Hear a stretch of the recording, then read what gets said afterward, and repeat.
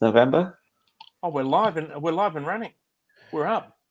Migrating to Australia, the podcast about people who come to Australia, funnily enough. Good place to come to, Grant. Very good place to come to.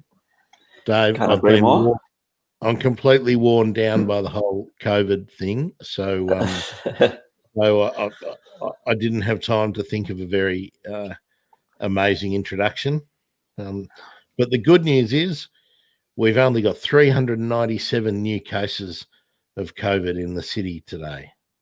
A drop on 200 odd from yesterday. Yeah.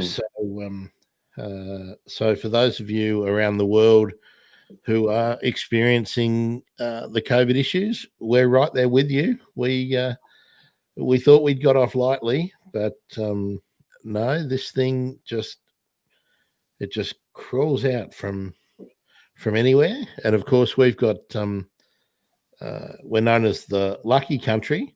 I would also say that we're often the lazy country and increasingly the stupid country, because 1/4 of the people who have had COVID and have been told to stay at home, these are people who don't think they have COVID. These are people who have been tested and know they've got COVID. They're out going to work and walking around and just hanging out. So very, very disappointing, Grant. Very, very disappointing. Let's talk about some good things today. We've got a great guest on the podcast, Mr. Triet Nguyen, approaching 30. He's been in Australia for a long time and is a senior advisor, a senior analyst, private advisory, Deloitte Australia. We wanted to talk to you, Triet, about your journey. How long have you been in Australia for now? Well, first, thanks for having me, Grant and David. Obviously, David, I've known you for 8 years now. So it's a long time. It's a long time. Yeah, it's a long time. Well, it's definitely gone by quickly. Like, I just never realized it's been that long. As long as you've been having fun, Triet. Have you been having fun? Yeah, I absolutely have been having fun. Yeah. David, sorry, Triet. Here's the place where I have to butt in and say, listeners to this podcast should take the information contained within as general advice and not specific legal advice. If you want specific legal advice, do what Triet did and get hold of someone like David, preferably David. Well, that's what Triet did. Yes, and you could be him. Now, Grant, the reason I wanted to talk to Triet and introduce him to listeners is because he's lived the dream and he's living the dream. He came as a secondary school student, worked his way through university with staggeringly good grades that he'll downplay because he's a man of incredible modesty, and he's working for one of the top 4 as a senior analyst at 28. So, Triet, when did the Australian dream begin to take place? When did you first think, I want to migrate to Australia?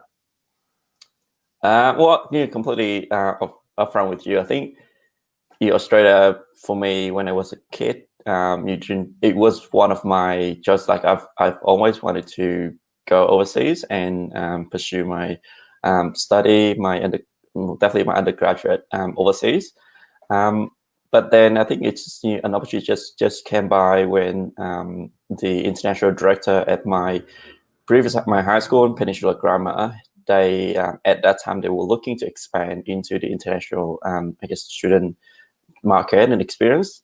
So he came to Vietnam, and we had an opportunity to have an interview, a discussion via IDP. And unfortunately, at the end of that interview and further subsequent discussions, I was very fortunate to have a full tuition scholarship at Peninsula Grammar. And that's how I came to Australia a bit earlier than I expected, because I was kind of thinking I would go overseas when I finished high school in Vietnam, but I think that was too good an opportunity to be passed on. Has Peninsula Grammar got something of a footprint in Vietnam, has it? So because I remember from my year was the second year that Vietnamese students received scholarship from Peninsula Grammar, and there were only 2 of us in that year. But since then, it's in the 10th, 11th year now. So I think every year now the school has been receiving about 5 to 6 students. So that's definitely growing in terms of its presence in Vietnam. it hasn't got like a campus, but a lot of Vietnamese students have come to know the school because of its quality and because of its international education focus. Grant's down from that way, or lived down that way, and so he and I both know Peninsula Grammar well. Can you tell listeners about Peninsula Grammar?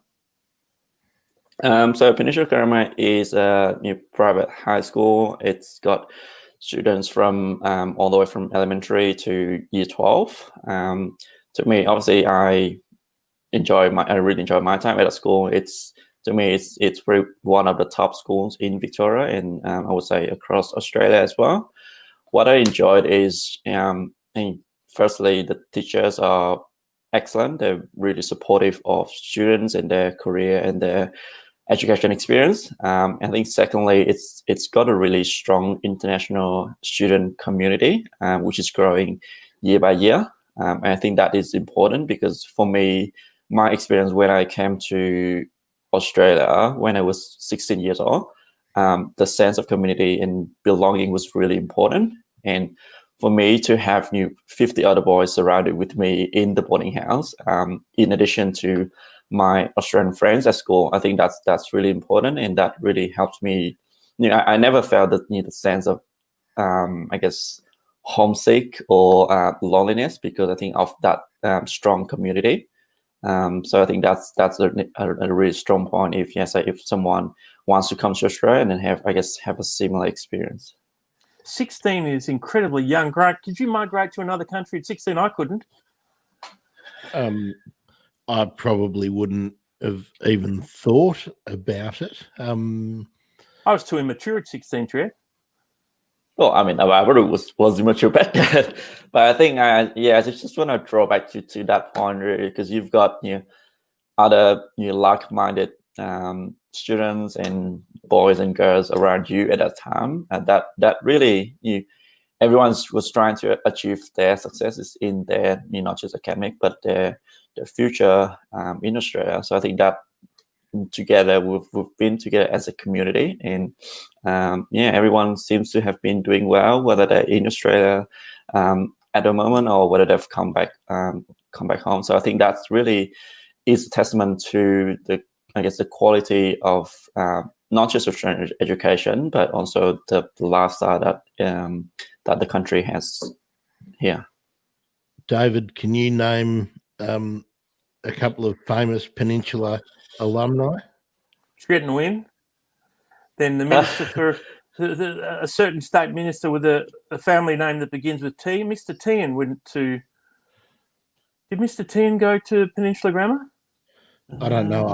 I would have thought he was a Melbourne Grammar boy myself. Not sure. I suppose no. Actually, I would have thought Geelong College or Grammar he would have gone to, being a Western District boy. Oh, I don't know. There you go. I thought he was on the other side. What? He's one of the squatocracy. Mate, there's one you definitely know, Grant. There's James one Grant. person, and Peter Mitchell. Peter Mitchell, the that's right. Yeah, Peter Mitchell. Yeah. That's right. Because he always goes on about he's from Frankston. But he neglects to say that he went to Peninsula. But David, the household name who went to Peninsula is James Raine. Oh, James Raine went to Peninsula. Australia Crawl was a Peninsula band. Yeah. And we're talking Peter Mitchell, the newsreader, or is this a different Peter? Yeah. Okay. Yeah, Peter Mitchell, who always says he's from Frankston and barracks for Collingwood, but he's one of the rah Peninsula boys. So not a man of the people after all. Triet, tell me something. You came from a gifted high school in Vietnam, yes? And what scholastically, how different? How did you find the transition studying gifted high school in Vietnam to Peninsula Grammar? Was it a jump at all, or was it easy, or how did you find it? I think it gave me a lot of advantages and a lot of preparation for my transition in Australia. But at the same time, it was quite different because back in Vietnam, students, even at my school, tend to study across the number of subjects.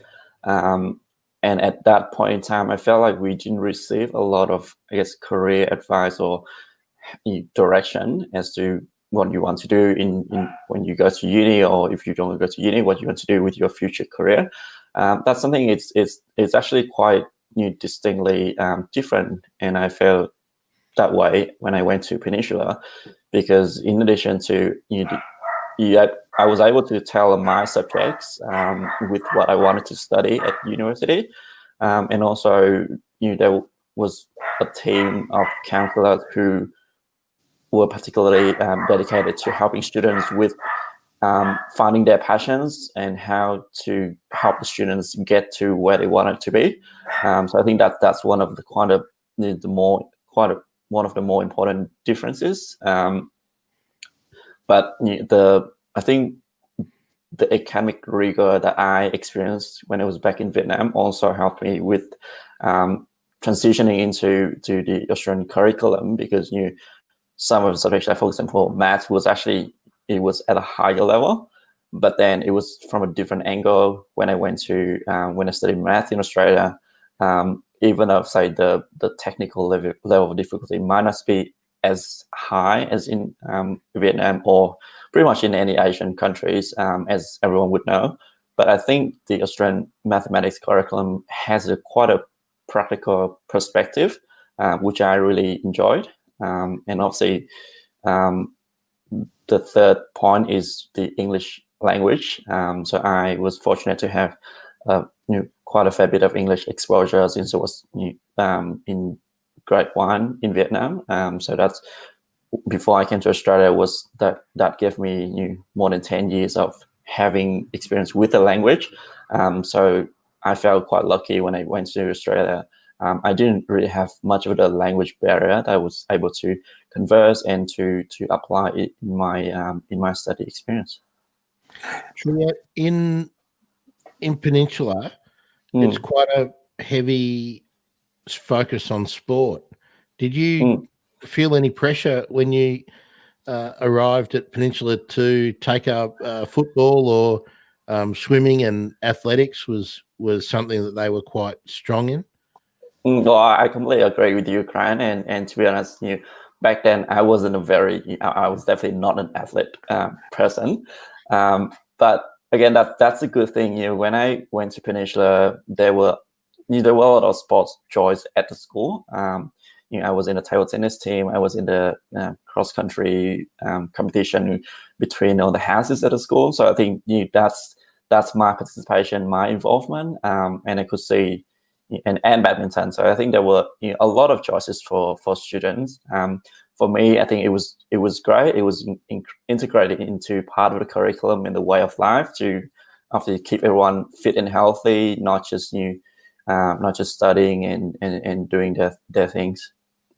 But I think you definitely I guess no one because no one pressure. Oh, do you want to play footy? But I think to be honest, year 11, just coming to Australia, maybe a bit late to the footy game. But I think it's definitely a good, I guess, a conversation thing to know about. And even nowadays, I still, I don't follow any particular footy player or footy team, but I try to keep up the key developments every year, just so that if anyone talks about footy, then we kind of have something to talk about. But other than that, I don't force myself to actually watch every single footy game. But I think I appreciate that that's an important part of the Australian culture. And David, what's the latest in the badminton world?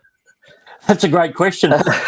Do you know what we would play badminton on the beach in summer, or in the back garden at home. We don't play it with the ferocity that I've seen people play it with. It's actually a very vigorous game, isn't it? When it's played properly. It is very competitive, and I think this really reminds me of my roommate back in Peninsula. His name is Jensen, and personally, I think he's an excellent badminton player. His skills were just exemplary.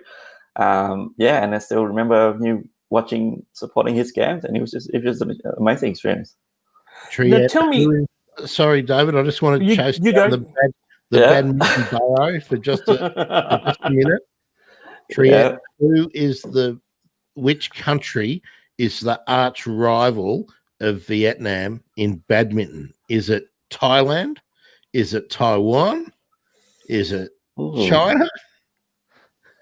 I think all of the countries that you mentioned have all very good players. I can't think of one specific, but I know, like for example, for soccer or football, Thailand and Vietnam are quite rivalries between each other, and that's obviously in soccer. It's not as popular as football in Australia, but I think back in Asia, it's quite a strong cultural thing, just like how you guys have the AFL here.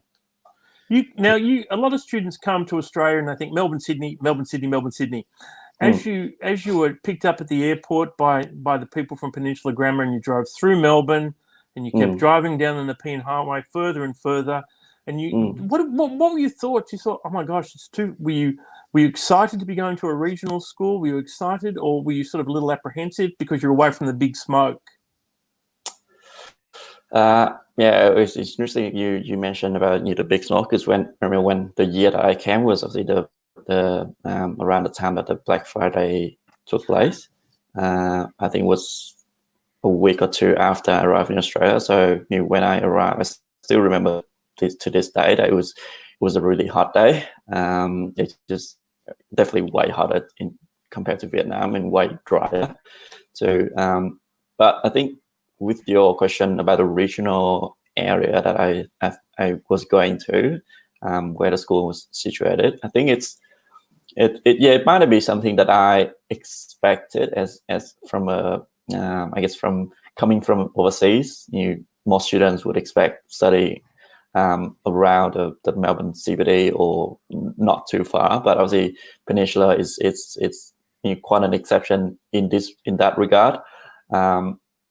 But I think that didn't really last long, because I felt like the school was just in such a nice area, and it's got all the beautiful scenery around the school. And now after 10 years being in Australia, I would prefer living in such areas, like regional, beautiful country scenery, and obviously Masila is quite a I guess a wealthy suburb as well. So I think those are the really nice areas to look into. And I've got a few international students who have stayed in Australia, who have come home, and who have decided to pursue a career here as well. I think they also have similar experience. Some still prefer that city busy life, but whereas others, they've realized the lifestyle that they might experience at regional Australia or a bit further, and I actually prefer that lifestyle, because I think all of us are leading really busy lives, and being able to go back home in a very relaxing, beautiful atmosphere and scenery. I think it's something really it just allows you to keep your mind refreshed and shut after such a long day. I think you definitely. Is that why you chose to study at La Trobe University, for the same reason? Well, yeah, part of the reason, and also the other major factor is, as you would know, is La Trobe did also give me a scholarship for my double degree throughout the course. So I think that was really my main motivator of studying at La Trobe as well. Grant, when I helped Triet with his migration, I looked at his transcript and I nearly passed out. Now, I don't know how you were as a student. I wasn't very flash. I was a late bloomer, and Grant, he had. I want to know whether Triet was living in what's the college closest to the Union? Was that Menzies? Menzies no, College? I Chisholm. Chisholm. So were you in Chisholm, and I was down in Menzies? No, actually, because in high school, as you know, David, I was living in the boarding house, but when I went to uni, I chose to kind of live in a different style. I actually live in shared accommodation outside university. Not in the So I, flats either. You weren't out in the flats either. well, there's I guess there's Union Bar near Chisholm College, Yeah, which yeah. sometimes I went to. Hopefully not too often, but that's a place too. That was you the know best thing about Chisholm. It was about 100 steps to the top. Of course, Tread, I bombed out of La Trobe twice. I was very immature at 18 and 19. Grant, did you finish at La Trobe or did you not? Did you transfer? No, I pulled the pin on uni until I went back years later to do horticulture. I couldn't. I didn't want to do anything that I was studying, so I thought, well, I may as well go and do some things that I like to do rather than stay here and rack up my HECS debt. Well, I tell you what, when I looked at Triet's transcript, do you know how many 100s he had on his commerce degree, his degree? Nine 100s. No idea. Nine 100s. Now, how does anybody get 100 to begin with? 9 100s. What, obviously a man of prodigious intelligence, but how hard did you work this whole period? I mean, you must have been flat to the books non-stop the whole period, or did you have some balance? No, well, I think completely honest. When I was at uni, I think my time between studying and other extracurricular activities would be, I would say, 50-50.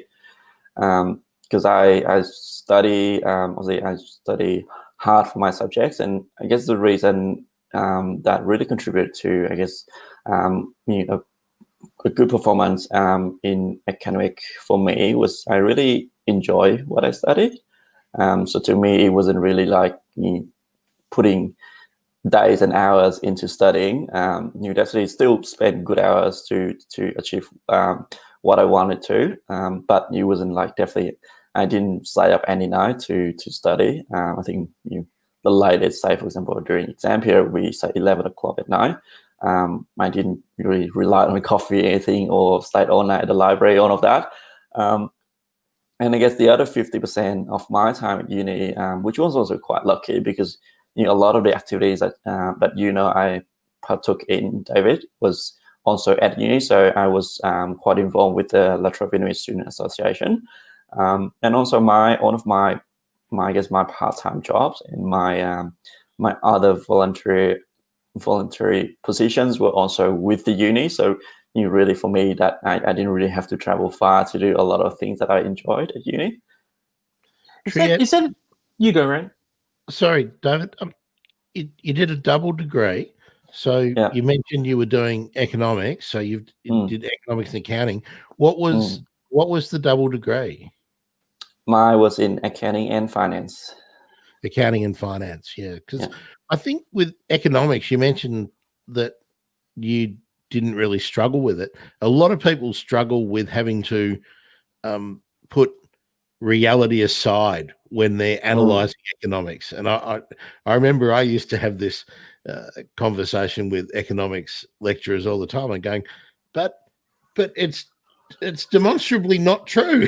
That's not I think economics is quite an interesting field, and it requires a lot of analytical and more sort of time also debating around the topics as well. My majors were not in economics, but actually I was very interested in economics. That I remember that I took 2 third-year economic subjects that usually only economic students would have taken. So I remember those were the third-year advanced microeconomics, government fellow in policy, which is interesting now, and the other was central banks policy, and those subjects were obviously not core subjects for my degree, but I only took them purely because of my interest in economics. How long ago did you finish at La Trobe? I graduated end of 2014, so it's 5 years now. Okay, so at that time was modern monetary theory becoming part of the curriculum, or is that still being ignored by? It was definitely part of the curriculum, but in terms of the prominence in the curriculum, and obviously I was after I finished, I didn't have a lot of opportunity to get involved more with economics, but I know that it was part of the curriculum and what I was taught about it. But after that, obviously, a lot of things has happening with the economics since 2014 when I graduated, and definitely in recent months. So it's very interesting developments to watch. A lot of young people who are listening who might want to do secondary and then tertiary study in this country, what are the messages? What do you want to tell them so that they don't fall into any of the traps you may have fallen into? So I think for students who went from secondary to tertiary, do you want to talk about students who did secondary student in Australia? Or there'll be a lot of kids come, such as yourself when you were back 16. If they're listening, or mum and dad are listening, and they think, I want to send my boy or my daughter to school in Australia secondary, what have they got to be aware of? Because 16 is such a young age. I think 16 is a young age, but for those students who have the opportunity to pursuing a secondary education in Australia, my first advice is to take full advantage of it. And it's just not the education and the certificate that you get at the end of your study, but also any opportunities and networks that you can create out of your years at secondary school in Australia. Practically, as I mentioned before, the career advice and guidance given by teachers and staff at high school or secondary schools are really critical. So I think that's something that they can definitely take advantage of. If they didn't have a lot of guidance or clarity around what they want to do at their home country, then coming to Australia, I think it's something that you can definitely rely on and you use it to the best advantage. So, say for example, if you're not sure whether you want to do a course in, for example, aerospace, for example, so that's definitely something, because there'll be teachers and staff and previous students at your school who would have gone through the same process, so they will be able to guide you through what you could do to get to where you want, and whether your strengths and your weaknesses, whether it's actually aligned with what you want to do at university. And it could be the right choice, or it could be the wrong choice, but it's purely because you didn't have a lot of clarity before. And the second point, which is, I guess, related to the first point as well, is when picking a major to study at university, you definitely should pursue it according to your passion and what you want to do in your career. Now, it's a fair point saying that when I was 18 years old, I didn't know what to do, and potentially your first choice of what you want to study at uni might not be what you think, might not be what you enjoy later on. But I think it gives you a good beginning. So definitely go to study something that you think you will enjoy, because I guess the purpose of education is education is to give you the right skill set and knowledge to pursue your interest and career later in life. Not for it shouldn't be used for any other purposes. If you think, David, I think you've made this point a few times on different social platforms, is if you want to study for accounting because you want to stay in Australia permanently after, and my point is, if you don't like accounting, don't do it, because absolutely. Imagine myself, if I didn't enjoy accounting, I would not want to go near an accounting lecture, because I think I would just be bored to death. Obviously, it wasn't the case for me, because it is really something that I generally enjoy. But I'm just think from a perspective of someone who might not make the best decision because they allows their education decision to be interfered by other legitimate factor, but shouldn't play a role in or a significant role in choosing what to study. Has your network from secondary school been a stronger and more beneficial network than your university network, or are they been pretty much similar? I would say from my personal experience, it will be it's actually quite similar. And what of your colleagues? Did you come to Peninsula Grammar with any other students from Vietnam? Just you said two. There were two of you. Yeah. So are you still friends? We're still friends. So I just texted her not long ago.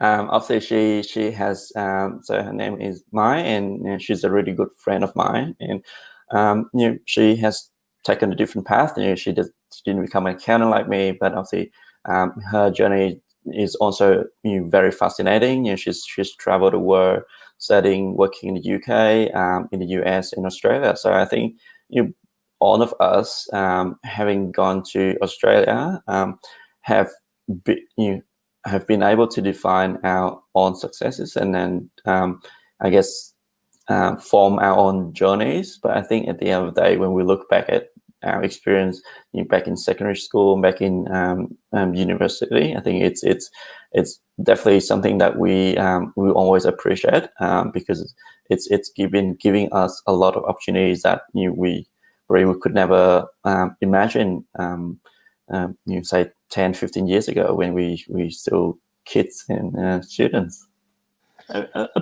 Is Vietnam, are Vietnamese still keen to do tertiary study? I mean, they'll always come, and they do come, but is Australia still an important destination, or is the US or Canada, anything overtaken Australia as a student destination of choice at tertiary level?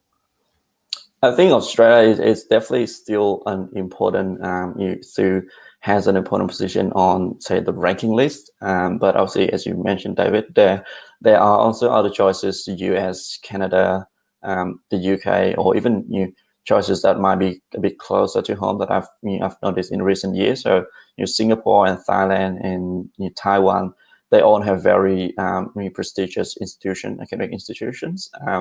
So I see for a lot of Vietnamese students, they don't have to travel far and wide, and even in Vietnam per se, the education landscape has changed quite a lot over the last 10 years as well.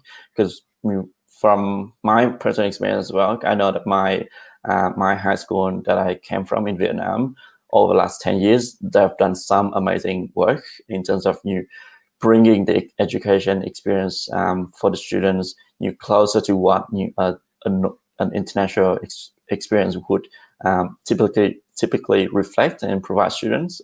So I think it's definitely education as a whole, overseas education as a whole, has become more competitive, and Australia, if wanting to be competitive in that landscape, I think it has a lot of advantages, but I think it's definitely something that should always continuously improve if it wants to remain attractive to international students, just not just those from Vietnam, but from any country in the world.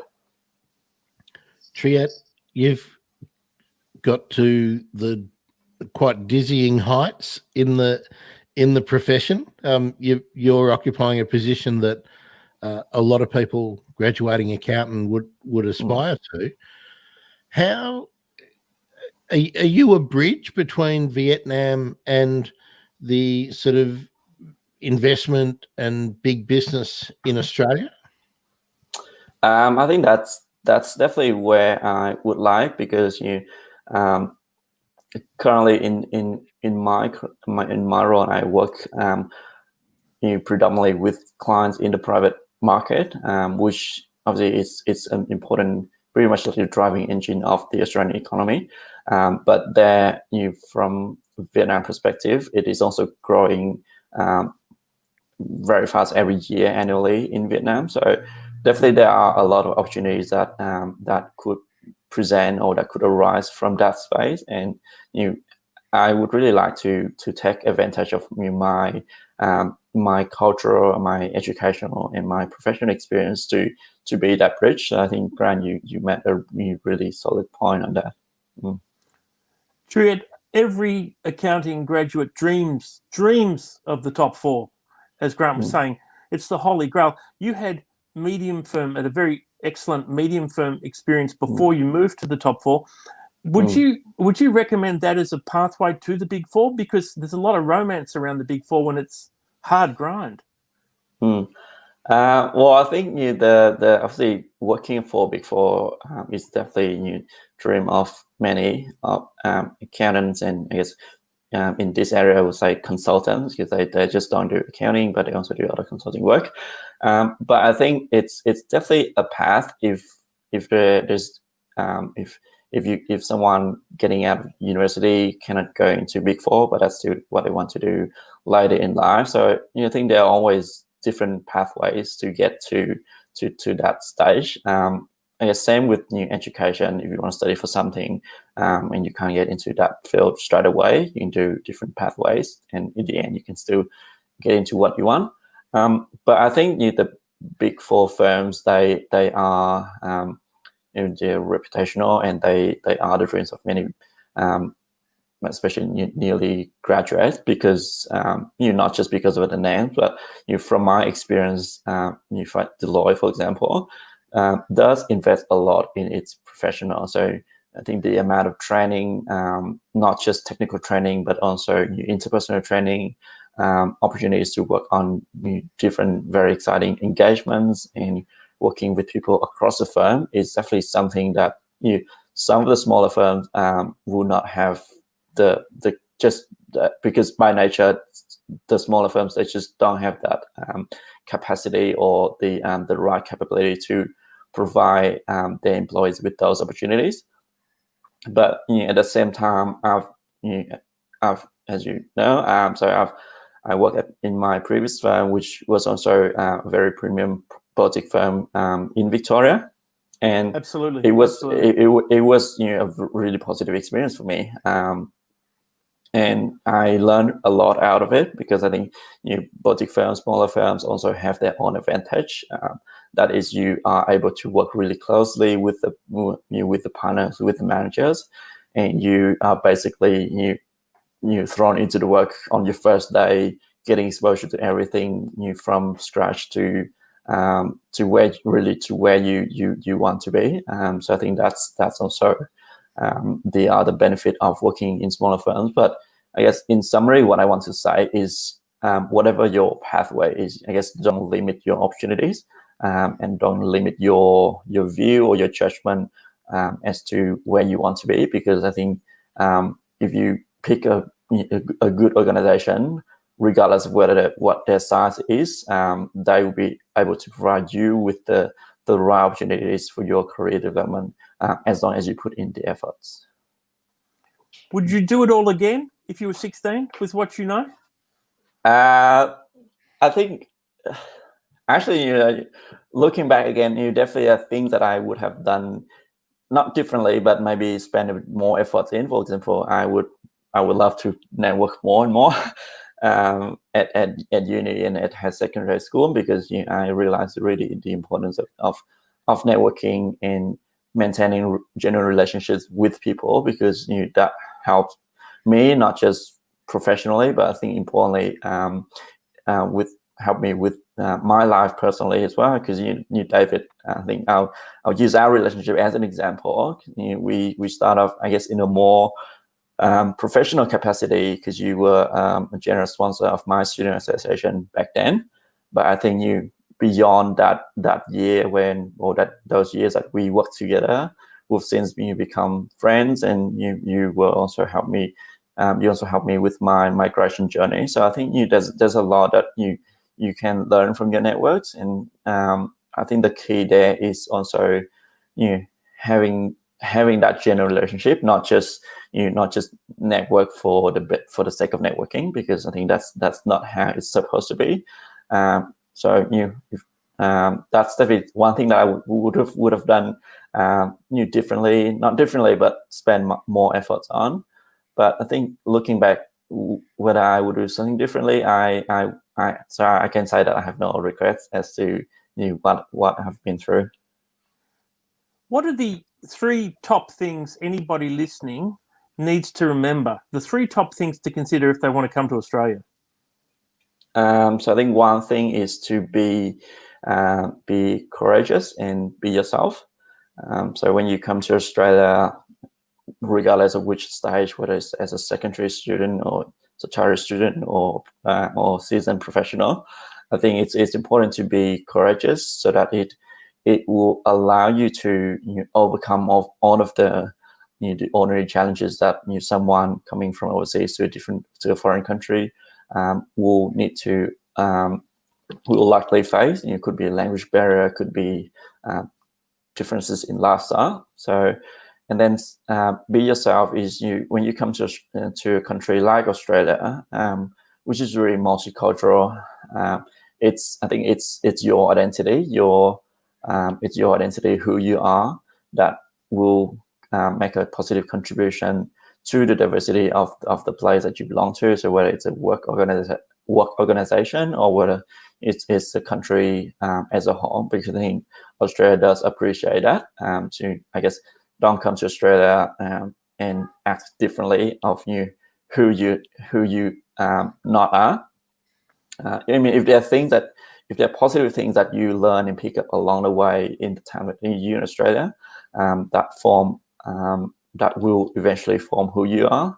Like personally, I've learned and I've changed my lifestyle so that in a more Australian or multicultural way. But I think that's natural. That doesn't necessarily change who you are. But I think that's just all the essential parts of trying to form an identity. But you don't lose your original identity. I think secondly is also to be resilient and be determined to follow your passion. So again, coming to a different country, you have a lot of things to worry about. But how to support yourself, what opportunities to take advantage of, how do I get there, and all of that. So I think at the end of the day, remember why you came to Australia and why you're here for and what you're trying to achieve, and stick to those. So it might not be a long straight road. It could be winding. There could be obstacles along the way. Actually, there will likely be obstacles along the way, but I think don't be let down by those obstacles, and just stick to your plan, stick to your original objective, and I think eventually by being resilient, you get through those obstacles. And I think thirdly, networking. I think it's a point that I can't really stress more on, because especially coming to a foreign country without knowing a lot of people here, it's just important to build your own connection, build your own networks, people who you want to be surrounded with, and people who you think you can have a positive influence on and get a positive influence from. I think that's a key importance, because as I said before, they will I think networking later on, you just never know what you can help them with, and vice versa, what they can help you with.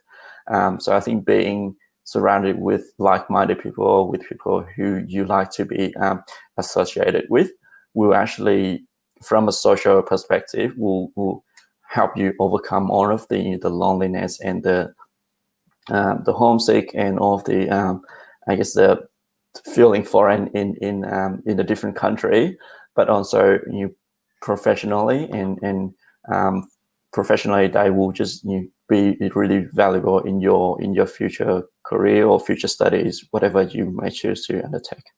My last question, and when I utter the words "my last question," Grant always has at least one or two after.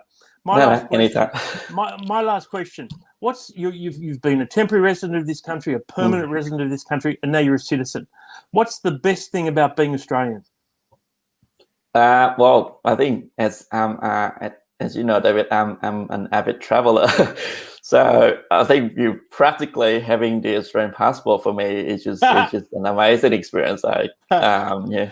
last year I traveled to Europe across 7 different countries. I didn't have to apply for a visa, and that was just such that was such a huge relief. And obviously, as I was looking to utilize my passport again, usually I make my plan for my next trip straight after I come back from one is just plan my next trip. But obviously, I think the passport needs to be put back in the shelf this year. And I can't wait to take it out again when things become better.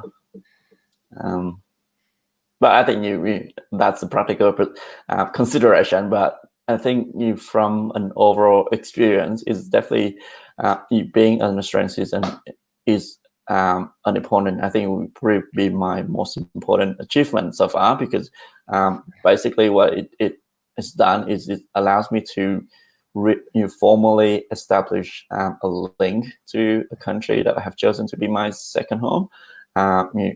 I've lived in Australia for 11 years now, which is nearly half of my life, or half of my age. And at one point in time, my time in Australia will be the majority, or Australia will be the country where I spend the majority of my life in. So I think that's the really positive experience that I was able to get from becoming Australian citizen. Triet, I'm always interested in what people like and don't like now that they're firmly planted here. What's your favourite thing about Australia? Favorite thing, I would say, we've talked about a fair bit about Korea, so I think that's definitely my important part of my life in Australia and why I decided to stay in Australia. But I think my other favorite thing is the people in Australia. That range from my colleagues at work to my friends in Australia who I have had a chance to know over the years. And the other favorite thing that I would say is the food. Melbourne, especially Melbourne, is like, I think the food culture, as everyone would appreciate, it's just I think it's exemplary. And I compare that with when I went to Europe and a few of the countries. The food is great in terms of they have their own traditional dishes, but when you're trying to find a place that has good food from different cuisines around the world, I think Melbourne is the one that is hard to beat. But what's Australian food? I think I like pies. Pies are English. Yeah, I think true. I think as Australian, when you ask about what is Australian food, obviously we know all of the traditional food like on the pies, Australian steaks and all of that. I think that those are all great, but Australia itself is a multicultural country, and I think the fact that I just mentioned, it's hard to find a place that has so many good food and so many different cultural aspects assimilated into the single Australian life like we experience in Melbourne and in Australia. It is quite a testament to the multiculturalism that we have here. And I think when you ask what is Australian food, I would say all of the above. It's hard to find a place that, for example, I could think other example like New York and London, for example, would be the other places that kind of can showcase that multiculturalism. But definitely Melbourne is the place to be. Sounds like we've still got to get more emu and kangaroo and possum. Senior analyst, Deloitte Australia. Triet Nguyen, you've been a delight to have on. Thank you, David. Thanks for coming. Thanks, Graham. I will speak to you next time. Ciao, Triet. Ciao, mate. Great to speak to you, Triet. David, what would someone do if they needed to get your advice to become the next Triet? Well, to become the next Triet you'd be blessed to become the next Triet. Migrating to Australia podcast to listen, to get my contact details off the web, or Twitter David Bongiorno, my Twitter handle, the fastest, easiest way to get in touch. Twitter is my passion, my love, my favorite platform, and I am DAVIDBONGIORNO. That's my Twitter handle. So everybody, wherever you are, wash your hands, then wash your hands again, and just stay away from everybody. And wear a mask. Wear a mask. Yeah. All right. Well, hopefully we've got some better news on the COVID front in the coming weeks, David. And we still have to do our update episode about what's happening with students, about what the government has decided to do with students. So that'll probably be the next our next little journey story. And after that, we're going to talk to a prominent criminal lawyer about what happens when people who are on temporary residency get in trouble, what they can do, what they can't do, and how to avoid traps. So thank you, everybody, for listening, and we'll be back in your ear hole again shortly. Ciao, guys. Have a good day. Stay safe. See you, everyone. Ciao. Bye.